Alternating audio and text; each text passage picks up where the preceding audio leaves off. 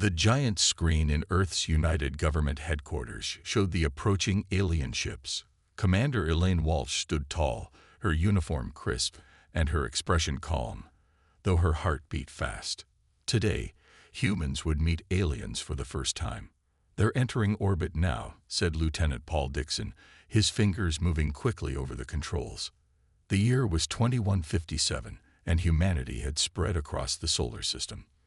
Moon bases, Mars colonies, and space stations orbited every planet, but they had never met other intelligent life, until 3 days ago when 17 huge ships appeared at the edge of the solar system. "Open communication channel," ordered Walsh. She took a deep breath. As captain of the U.S. Horizon, Earth's biggest ship, she would speak for all humans. The screen flickered, and a tall, blue-skinned creature appeared. It had 4 eyes and a mouth that seemed to smile, though Walsh knew alien expressions might mean different things. "Greetings, humans," the alien said in perfect English. "I am Ambassador Xorthak of the Galactic Council. We have watched your development with great interest." Walsh kept her face neutral. "How do you know our language?" "We have observed your transmissions for decades," Xorthak said. "The Council has governed known space for 10,000 years. We welcome promising species to join us." Over the next week, Walsh and her team met with Council representatives. They learned about the 17 alien species that formed the Council, with the ancient Seltere, Xorthak's people, as the leaders. The Council offered humans technology, protection, and trade. "This is the chance of a lifetime," said Dr. Howard Green, Earth's top scientist, as they examined the technical documents the aliens had shared. "Their technology is centuries ahead of ours." But not everyone was convinced. Navy intelligence officer Curtis Bennett worked late into the night, digging through the Council's database they had provided as a gift of friendship. "Something's not right," Bennett told Walsh as they walked through the Horizon's quiet corridors at midnight. His eyes were red from lack of sleep. "I've been studying their history. Every new species that joins gets the same speech about opportunity and cooperation." "And?" Walsh asked. "And within 50 years, those species are always in the same position, providing resources to the Council while their own development stops." Bennett showed her his tablet. "Look at the Narvians. Once they had their own fleet. Now they just operate mining ships for the Zelteri." Walsh frowned. "You think they want to use us?" "I think we need to be careful," Bennett said. "The Council has given us outdated tech while calling it advanced.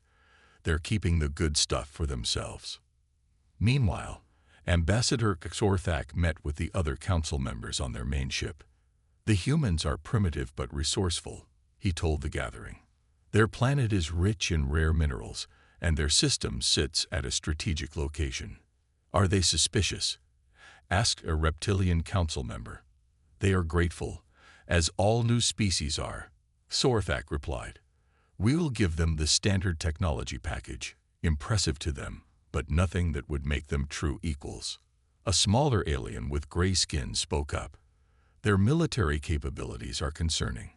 They developed space travel quickly, which is why each diplomatic translator we give them will contain a compliance device," Xorthak said.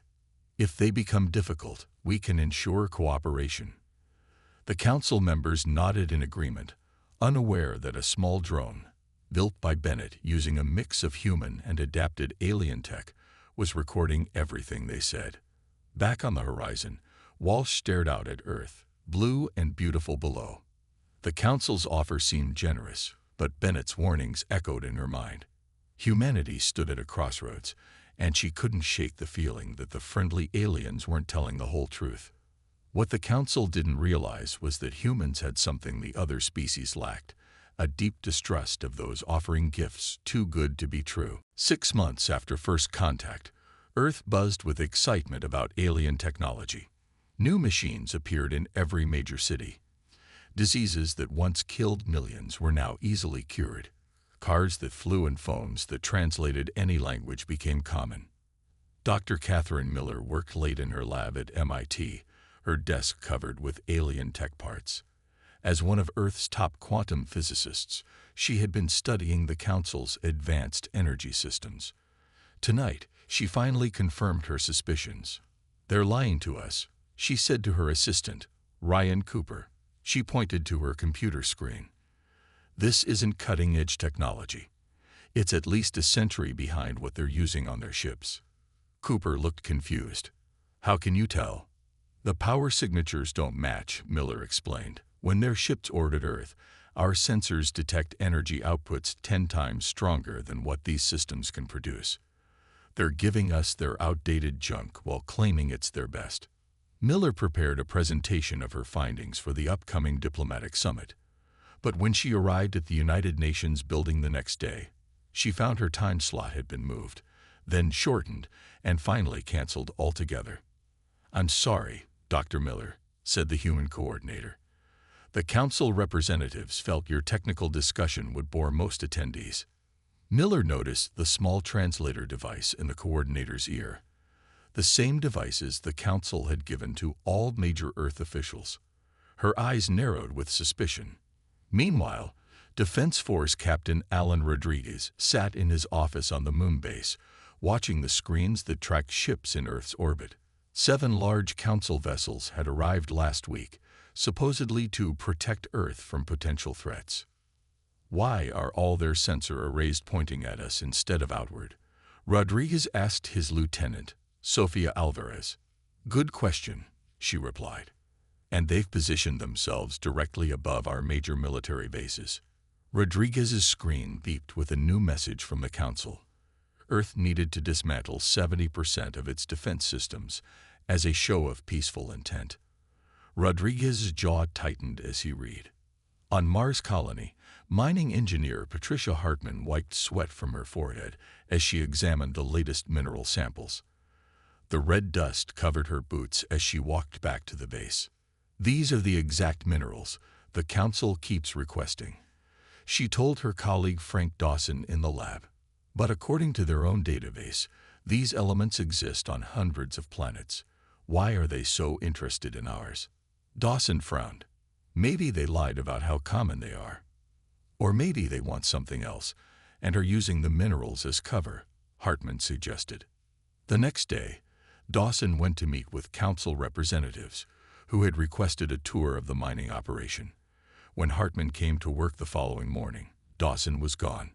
"He's been invited to tour the Council homeworlds," her supervisor explained. "Great honor. They left this morning." But when Hartman tried to send a message to Dawson, she received an error. All communication with him had been cut off. Back on Earth, Curtis Bennett met secretly with Commander Walsh in an old building with no electronic devices nearby. "The compliance devices are real," Bennett said quietly, showing Walsh a tiny chip he had extracted from a translator. "They can influence thoughts, make people trust the Council completely and follow their suggestions without question." Walsh looked at the small device with horror. "How many officials have these translators now?" "Over 3,000, Bennett replied, "including most world leaders. And they have no idea they're being controlled," Walsh whispered. Bennett nodded grimly. "The Council thinks they've won, but they don't understand humans very well." Walsh smiled slightly. "No, they don't. Show me the plan again, the one they must never find out about." Bennett pulled out a paper map, nothing digital that could be hacked. On it was drawn humanity's secret path to freedom. 3 years passed since first contact. On the surface, Earth and the Council seemed to be getting along well. New roads, buildings, and farms using alien tech had spread across the planet. But beneath this peaceful picture, tensions were growing. In a secret lab under the Rocky Mountains, Dr. Catherine Miller tested a new engine design. It was based on Council technology, but with major improvements made by her team. The energy output readings jumped higher than ever before. "We did it," she said, smiling at her team of engineers. 300% more efficient than their original design. The lab door opened, and Commander Walsh entered with Curtis Bennett. Both looked serious. "The Council wants all our improvements turned over for safety inspection," Walsh said. "President Chen has refused." "What happened?" Miller asked. Bennett's face was grim. They blocked all our ships from leaving the solar system. Economic sanctions, they call it. This was the fourth time the Council had demanded human innovations be handed over. Each time, they claimed safety concerns. Each time, the improved technologies never returned. There's something else, Walsh said. Show her, Bennett. Bennett activated a small device, and a hologram appeared. An alien with light purple skin and 4 arms. Unlike the Council members humans usually dealt with, this alien seemed nervous. I am Tekla. The alien said in a whispery voice. I work in the Council archives. You're Dr. Miller's energy designs. They go far beyond what most Council species are allowed to develop. The Council has been holding all species back for thousands of years. They keep the best technology for the ruling races. Miller stared at the hologram. How did you get this message? Tekla reached out to us, Bennett explained. There are others like her, members of junior Council species who are tired of being controlled. They want change. Over the next few weeks, Miller worked secretly with Tekla's data, making an amazing discovery. The principles behind faster-than-light travel were much simpler than the Council claimed. With Tekla's help, Miller's team built a small prototype ship that could move undetected through Council territory. Meanwhile, in Washington, D.C., President Gregory Chen met with his closest advisors in a room regularly checked for listening devices. The translator compliance chips have been neutralized in all key officials, Bennett reported. We developed a blocking signal that prevents them from working without alerting the Council. And our special project? Chen asked. Captain Rodriguez, now promoted to Admiral, smiled slightly. Progressing ahead of schedule. We'll be ready in 18 months instead of 3 years. Chen nodded. The Council is pushing harder every day. Just this morning, they demanded we hand over control of our lunar defense grid. They're getting nervous, Walsh said. They see how quickly we're advancing, and it scares them. What about the Alliance? Chen asked Bennett. 7 junior Council species have secretly agreed to join us when the time comes, Bennett replied. They've suffered under Council rule much longer than we have. Outside Earth's atmosphere, in the main Council ship, Ambassador Xorthak met with the ruling Council. The ship's windows showed the blue planet below. The humans are becoming difficult, said a large, gray-skinned alien. Their leaders resist our reasonable requests. They adapt our technology too quickly, added another Council member. It's concerning. Xorthak waved a long blue hand dismissively. They're still primitive. Our economic pressure will force them to cooperate. Already their markets are struggling without access to interstellar trade. What about the unusual energy readings we detected last week? Asked the gray alien. A failed experiment. Xorthak said confidently, nothing to worry about. What Xorthak didn't know was that the failed experiment was actually the test of humanity's first truly faster-than-light ship. And while Council sensors had detected the test, they hadn't detected the 20 other ships that had already left the solar system using the same technology, ships carrying human diplomats to meet secretly with their new allies. That evening, Dr. Miller stood with Tekla in the underground lab, looking at star charts. The Council doesn't just control technology, Tekla explained. They control information. These regions of space they call uninhabitable. They're perfect for colonies, rich in resources and far from Council monitoring stations. Miller smiled. How convenient for us. In his office, President Chen finalized the plans that had been developing for 3 years. Operation Exodus would soon begin, humanity's greatest undertaking.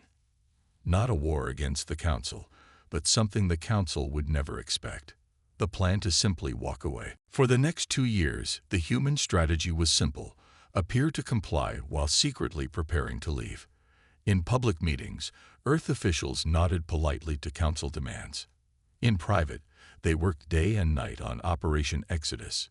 Deep under the Mariana Trench, Earth's deepest ocean point, Admiral Olivia Hayes stood in a massive underwater hangar. Around her, Thousands of workers built ships unlike any seen before. These weren't the clunky vessels the Council knew about. These were sleek, powerful crafts using technology the Council thought impossible for humans to develop. How many completed? Hayes asked her assistant. 87 colony ships and 153 military vessels, he replied. All with the new shield technology. Hayes nodded with satisfaction. When the time came, they would need every ship. The shields were the work of engineer Samuel Wells, who had made an amazing discovery while studying Council defense systems.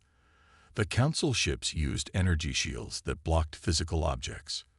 Wells had created a shield that could also block the Council's energy weapons, something the Council believed couldn't be done. Meanwhile, in a hidden facility beneath the Sahara Desert, communications specialist Diane Powell tested her network of quantum relays, devices that allowed instant communication across any distance. The Council's communication system took hours to send messages between star systems. Powell's would take seconds. "Send the test message," Powell ordered. Her team activated the system. 3 seconds later, a response came back from a human outpost 20 light-years away. Powell smiled. Perfect.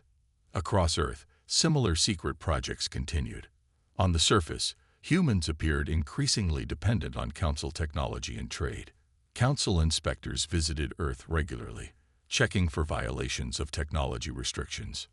During one such inspection, UN Secretary Victor Ramirez led a group of blue-skinned Zelteri officials through a shipyard in Brazil.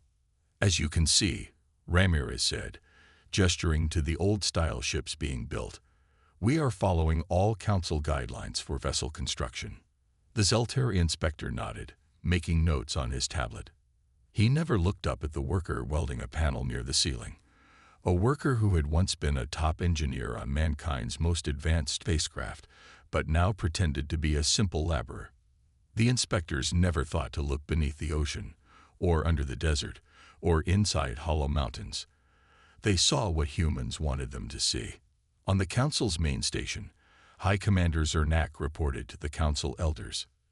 "The human situation is under control," he stated confidently.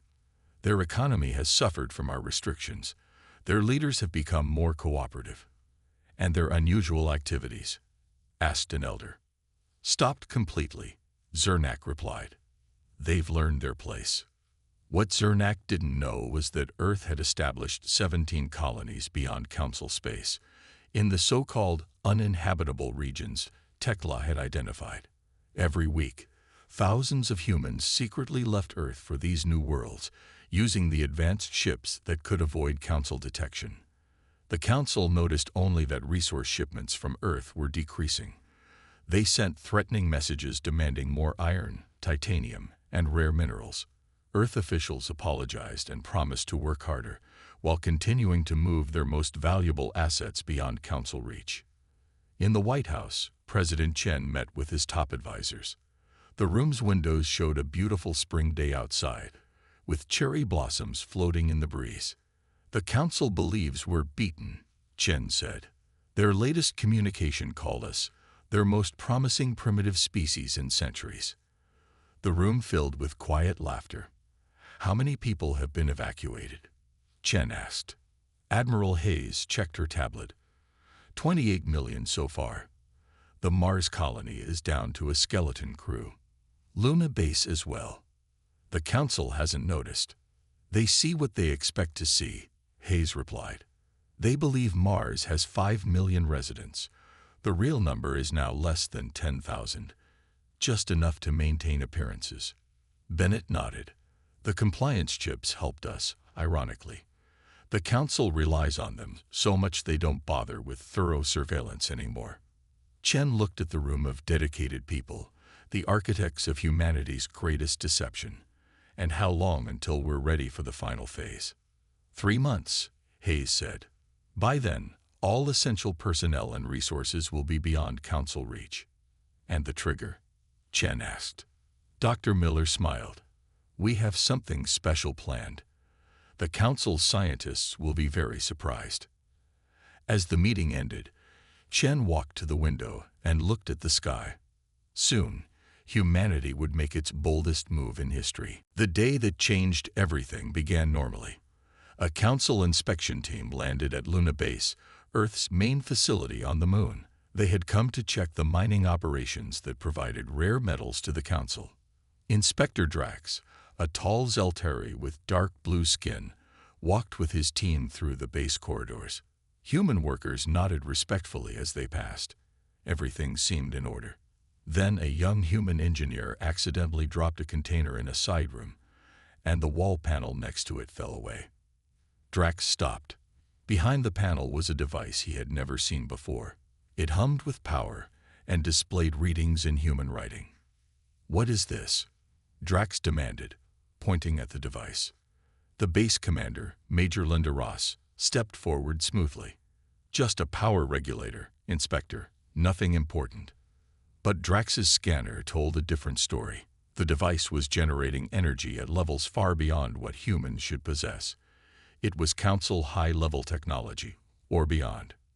"This is a violation of Council technology restrictions," Drax shouted. "Explain immediately." Major Ross's polite smile disappeared. She touched her wrist communicator. "Command, we have Situation Sunrise." Throughout the base, hidden panels opened in the walls. Defense systems emerged, weapons unlike anything the Council used. Doors sealed shut, locking the inspection team in place. "What is the meaning of this?" Drax demanded, his voice shaking. "I think it's time for some honesty between us," Ross said calmly. On Earth, alarm signals flashed in the Defense Force headquarters. Admiral Hayes received the Luna Base alert and immediately contacted President Chen. "It's happened," she said simply. "The Council has discovered one of our advanced systems." Chen nodded, his face serious but calm. "Begin Phase 5. Across the solar system, hidden human ships powered up. Defense grids activated around Earth, Mars, and the Moon.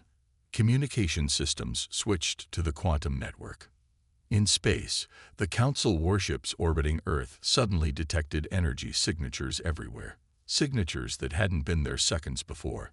Human ships appeared as if from nowhere, surrounding the Council vessels. High Commander Zernak stared at his command screen in disbelief. The ships his sensors showed were impossible. They were too advanced, too powerful, and there were hundreds of them. "Where did these come from?" he demanded. "How did they hide from our sensors?" His science officer had no answer. From his command center on the U.S. Defiance, Vice Admiral Richard Coleman sent a message to all Council ships. His face appeared on their screens, calm and determined. "This is Vice Admiral Coleman of the Earth Defense Force. As of this moment, Earth is withdrawing from the Galactic Council, effective immediately. All Council personnel have 6 hours to leave the solar system." On the Council's main station, the ruling elders gathered in emergency session. The images from Earth shocked them. Human ships with technology equal to or beyond their own. "How is this possible?" one elder asked. "They're primitives." Ambassador Xorthak's face had turned a pale blue with fear. "They must have stolen our technology." "Impossible," another elder said. "These designs are nothing like ours." Xorthak tried to regain control of the situation. He sent a message to Earth. "This rebellion is pointless.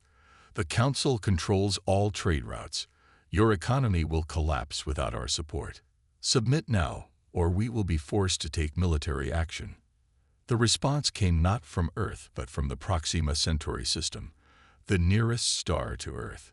A human colony governor appeared on screen, standing in a thriving city that shouldn't exist. "We don't need your trade routes," she said simply. More transmissions followed.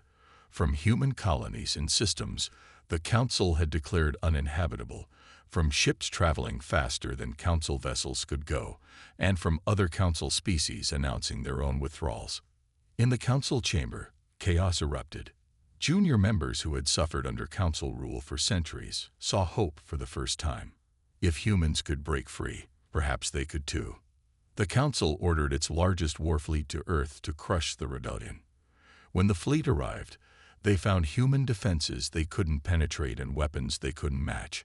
On the command ship, Admiral Hayes watched the Council's failed attack with a mix of sadness and pride.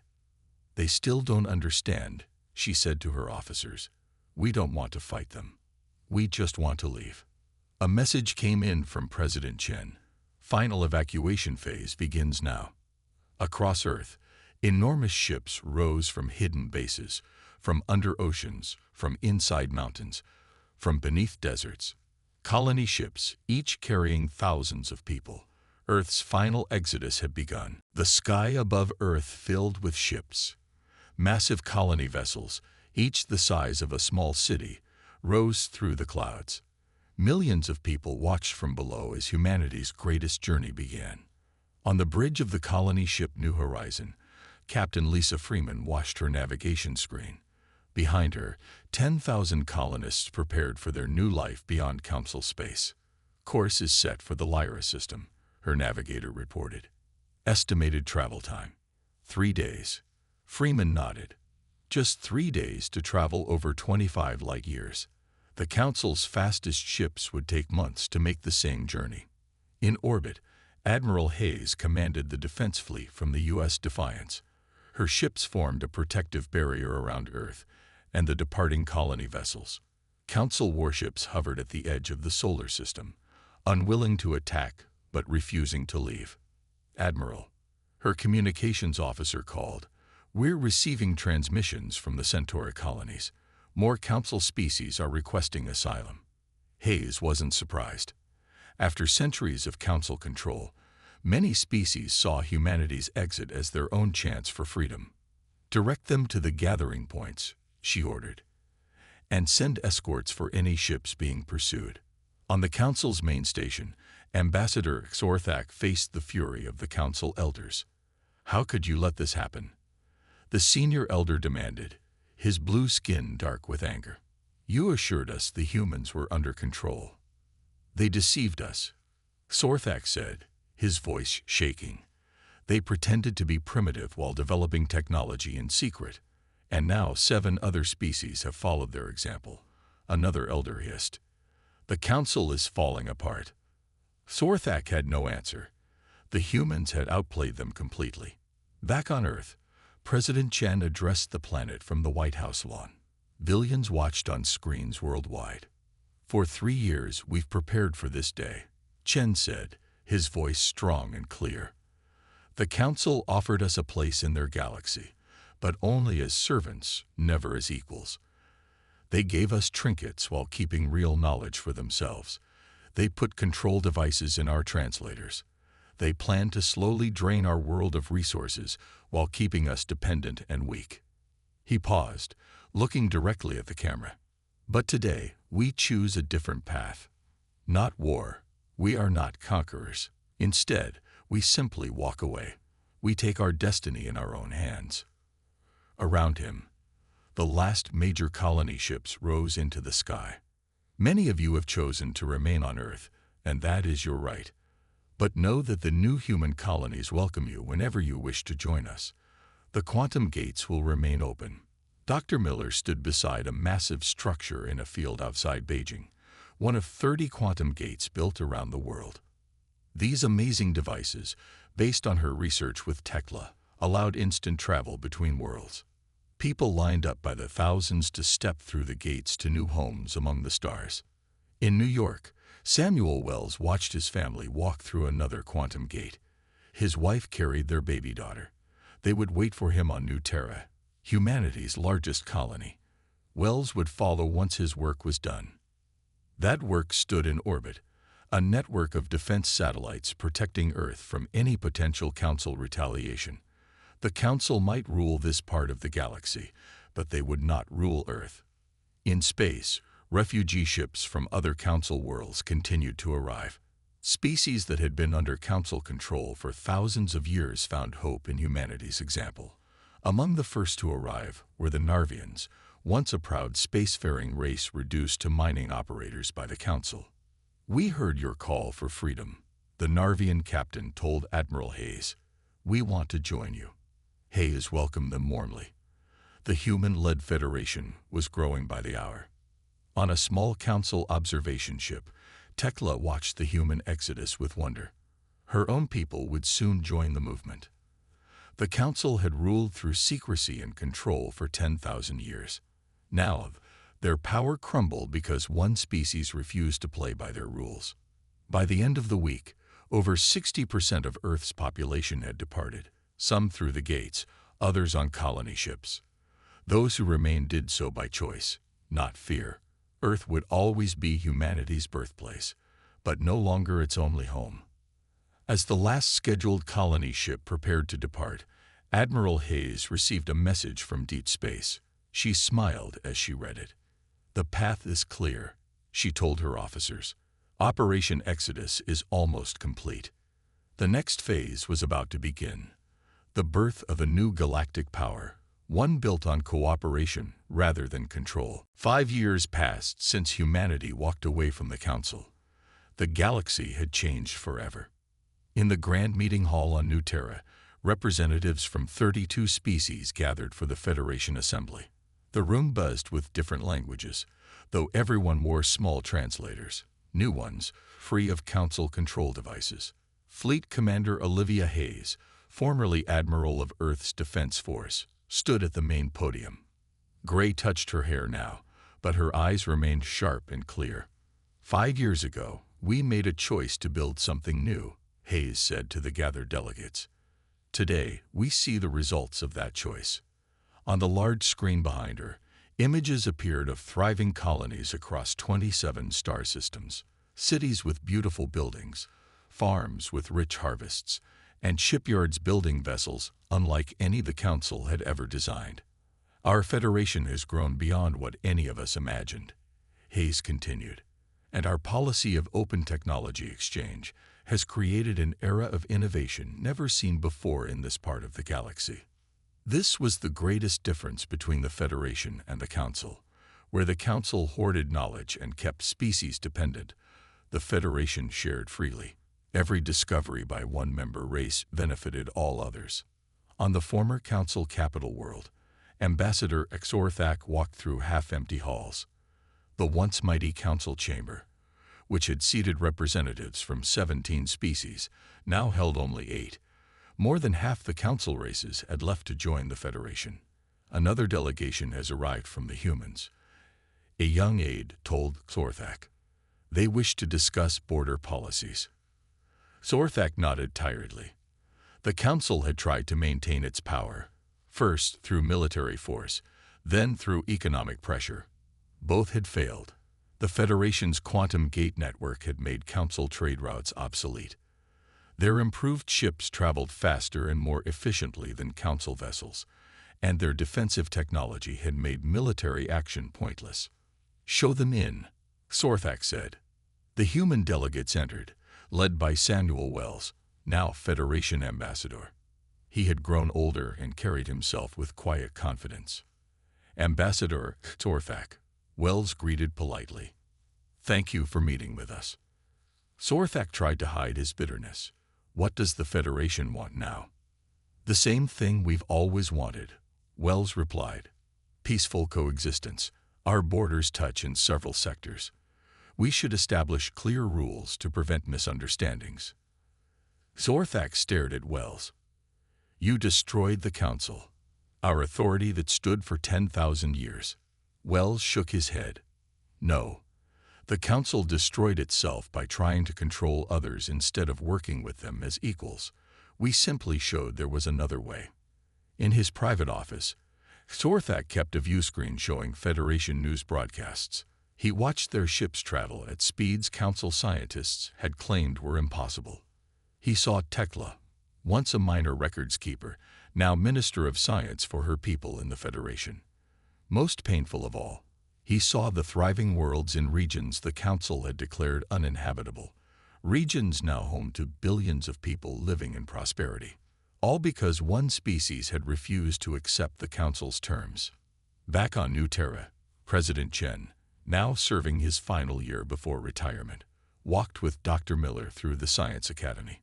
Young people from dozens of species studied together, sharing knowledge freely. Did you ever imagine this? Chen asked, gesturing to the diverse crowd. When we first planned to leave Earth. Miller smiled. Not like this. I hoped we would find freedom. I never dreamed we would help others find theirs too. On the observation deck of the Federation flagship Freedom, Captain Richard Coleman watched ships arriving from across the galaxy. Some carried goods for trade. Others brought refugees seeking new homes. All found welcome in Federation space. Among the latest arrivals was a ship from a distant part of the galaxy, a region never explored by the Council. New species seeking contact after detecting Federation transmissions. They say they've heard about us, Coleman's first officer reported, about how we value freedom and cooperation. Coleman nodded. Prepare a welcome delegation. The most important lesson humanity had taught the galaxy wasn't about technology or power. It was about choice. The Council had ruled through fear and dependence for thousands of years, never imagining that anyone would simply choose to walk away. But humans had walked away. And in doing so, they had changed everything. In the Council chamber, Sorthak watched the latest Federation transmission. More species were joining every month. The Council's power continued to shrink. For 10,000 years, the Council had believed their system was perfect, that they were untouchable.